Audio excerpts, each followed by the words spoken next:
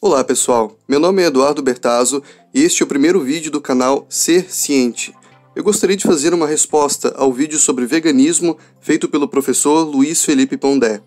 Primeiramente, eu quero dizer que eu gosto muito dos vídeos dele. Ele é um professor muito inteligente e que, em geral, faz vídeos muito condizentes com aquilo que eu acredito.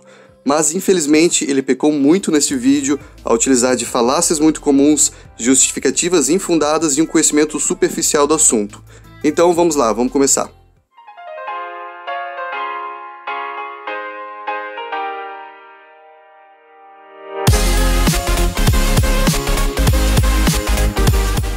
O que eu acho do veganismo? Meus seguidores e leitores sabem que eu critico com frequência qualquer tipo de pureza, busca de pureza. Eu não acredito em gente pura. Veganismo não tem nada a ver com uma tentativa intrínseca de alcançar pureza ou sentir-se moralmente superior, e tampouco é uma dieta. O correto, ao fazer referência à alimentação dos veganos, é utilizar o termo vegetarianismo estrito. Veganismo é um movimento abolicionista, que procura eliminar dentro do possível e do praticável qualquer tipo de morte, tortura e exploração animal. Veganos colocam em prática o que a grande maioria das pessoas já concorda. Animais também possuem valor moral e não devem ser tratados como produtos. Pelos mesmos motivos que concedemos aos humanos direitos e valores morais, deveríamos, por consistência lógica, conceder também aos animais. Inclusive, por isso eu gosto de fumar um charuto, né? Eu acho que o charuto, na verdade, mantém um certo equilíbrio mental para mim. É um dos vícios que eu tenho. Uma pessoa que não tem vícios não deve ser merecedora de confiança. Não deveríamos confiar em alguém que não tem vícios. Qual seria a justificativa dessa afirmação? O professor não explicou muito bem. Para mim não faz muito sentido. Eu também acredito que vícios são parte da natureza humana. Inclusive, muitos vícios são autodestrutivos. Mas os seus vícios não deveriam jamais impor algo negativo a alguém, incluindo animais. Afinal, você não aceitaria se fosse com você. Tá? Então, assim, o veganismo, veja, de primeiro, é claro que as pessoas têm direito de comer o que quiser, contanto que não sejam outros seres humanos, né? As pessoas têm sim direito de comer o que quiser, desde que não hajam vítimas.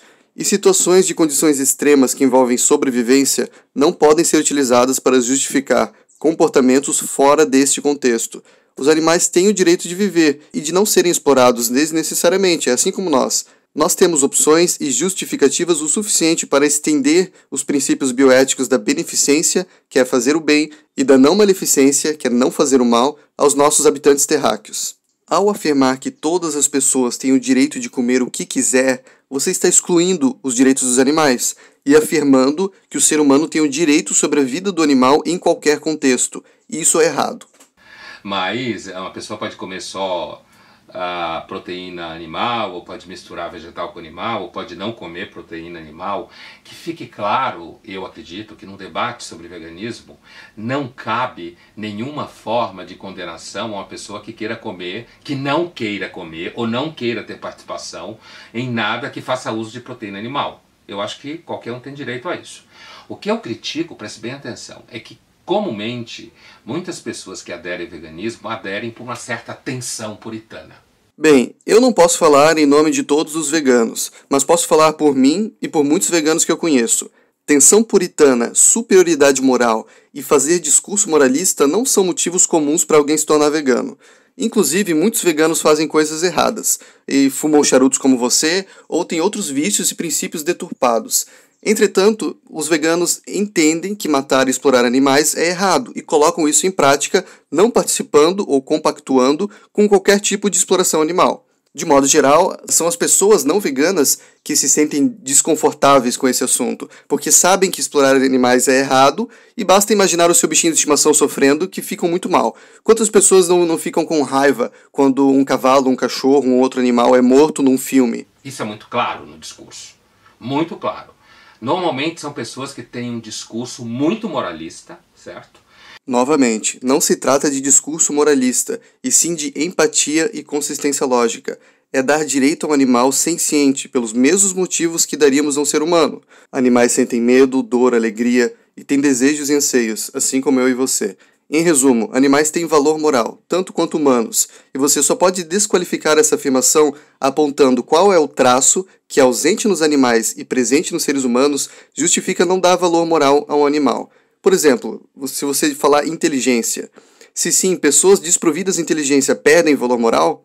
Não. Pense na seguinte pergunta: você acha certo matar, torturar e explorar animais, sencientes como nós, desnecessariamente? Antes de você responder, eu quero que você perceba aqui o significado da palavra desnecessariamente. Comer não é justificativa. Se você tem acesso a diversas opções de alimentos que são inclusive melhores para o seu organismo, menos impactantes para o meio ambiente, assunto esse para outro vídeo, e livres de exploração animal. O prazer sensorial do paladar também não é uma boa justificativa. Afinal, você não aceitaria "mas eu gosto" como justificativa se fosse você a vítima. Colocar-se no lugar do animal é a melhor forma de perceber como as nossas atitudes e justificativas deveriam ter consistência lógica. Outra coisa que eu acho um pouco iludido do ponto de vista filosófico da coisa é a ideia que você pode simplesmente se retirar da cadeia de violência da natureza. A própria natureza é uma cadeia de violência, certo? Ela é a primeira a ser violenta. Assim como ela cria, ela destrói. A própria natureza é uma cadeia de violência. Esta é uma falácia muito comum, todo vegano já escutou, se chama apelo à natureza. A natureza e seus constituintes não são agentes morais, dos quais servem como referência para tomarmos nossas atitudes, nossas decisões e justificativas. Na natureza existe morte, existe estupro, mães que devoram seus próprios filhotes e muitas outras coisas ruins, que nenhum ser humano aceitaria como justificativa na nossa sociedade só porque existe na natureza. Outra coisa, me parece que você deixa a experiência humana do gosto, né, um pouco cerceada. A experiência humana do gosto não é uma boa justificativa. Você não aceitaria se fosse usada contra você, então não utilize contra os animais. Seres humanos são sim diferentes de animais. Mas, novamente, pelas mesmas razões que damos valor moral aos seres humanos, deveríamos, por consistência lógica, dar aos animais. Outro detalhe é que a maioria das pessoas, por questões que envolvem apenas hábitos e costumes, não conhecem as maravilhas da cozinha vegetariana, que não se resume a comer alface. A cultura da carne e dos produtos de origem animal está muito impregnada na nossa sociedade, principalmente na sociedade ocidental. E por isso estamos muito habituados com esses sabores. E é por isso que também existem tantas opções veganas que tentam imitar os sabores e facilitam a transição, mesmo porque a maior parte desses sabores derivam de temperos vegetais e outros compostos que podem ser reproduzidos de forma muito similar. Mas que fique claro que uma dieta vegetariana estrita, dita dieta vegana, não se resume a comer alface e produtos industrializados que tentam imitar carne, e sim comer diversas frutas, verduras, cereais, grãos, sementes, leguminosas, cogumelos e por aí vai, é uma lista enorme. Segundo a OMS, as principais causas de morte do ser humano são doença cardíaca coronariana, acidente vascular cerebral e logo em seguida vem câncer.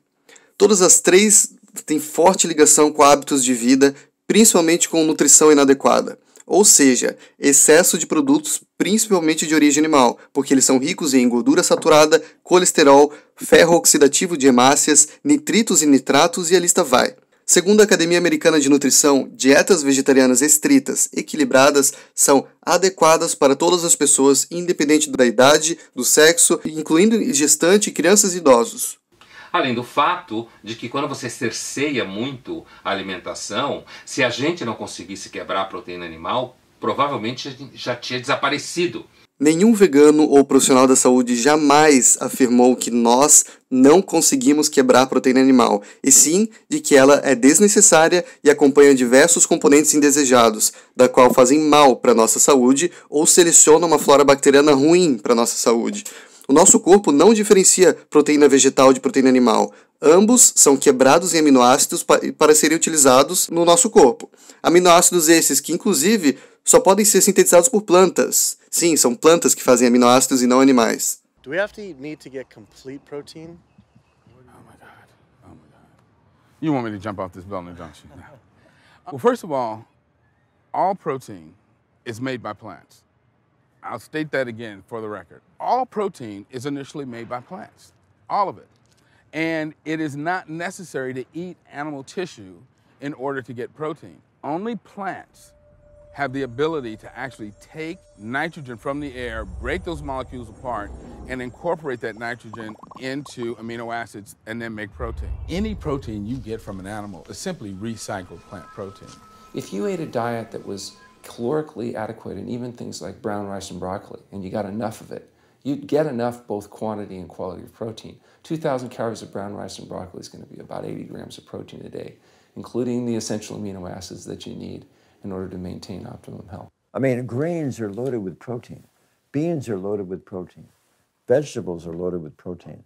You really want to get your protein from plants because plant proteins have a much more beneficial effect on our physiology. I have never in my professional career seen a protein deficiency. I've never seen someone come in eating normal amounts of calories and they're protein deficient. You just don't see that. So human milk has the lowest protein content ever in any species ever tested. I mean, that's the fluid that's been designed by evolution over millions of years. And so it's like the perfect food for human babies, right? Perfect food, lowest protein content any other mammal. And so it gives a sense of kind of protein requirements for food. Porque na história pregressa, no Alto Paleolítico, a gente teve parentes que eram herbívoros, como se fala, né? Animais que não quebram a proteína animal, quer dizer, não quebram do ponto de vista fisiológico, bioquímico, e não por escolha. A afirmação do professor Pondé quanto aos aspectos nutricionais é claramente equivocada. Na verdade, essa classificação de herbívoros, onívoros e carnívoros tem mais a ver com os hábitos alimentares do que com necessidades fisiológicas. Como você pode ver neste vídeo, se você der uma carne para um animal herbívoro, principalmente uma carne preparada e temperada, ele vai comer e vai ter a capacidade de digerir aquele alimento. O que não significa que ele seja adaptado para isso, e muito menos que vai fazer bem para ele, que é saudável para ele, principalmente a longo prazo. E nós, seres humanos, não temos necessidades fisiológicas de comer carne. Não existe nenhum, vou repetir isso aqui, não existe nenhum macro ou micronutriente da carne ou nos produtos de origem animal que sejam exclusivos deles e que nós só conseguimos através deles. Como já coloquei anteriormente, a posição da Academia Americana de Nutrição é de que dietas vegetarianas estritas equilibradas são adequadas para todas as pessoas, independente do sexo ou da fase de vida, e o artigo eu vou referenciar aqui na descrição do vídeo. Diversos estudos epidemiológicos também têm demonstrado que veganos têm menores índices de doenças crônicas, melhor índice de massa corporal e a maior expectativa de vida. O próprio ex-presidente da American Heart Association, uma associação americana de médicos cardiologistas, o Dr. Kim Williams, é vegano e recomenda uma dieta livre de produtos de origem animal. I'm Dr. Kim Allen Williams, and I'm currently the president of the American College of Cardiology and chief of cardiology at Rush University in Chicago. I am a plant-based nutrition cardiologist. There are a handful of us and a growing number. As people recognize that there's enough data out there to suggest that heart disease is largely an epidemic that is due to food.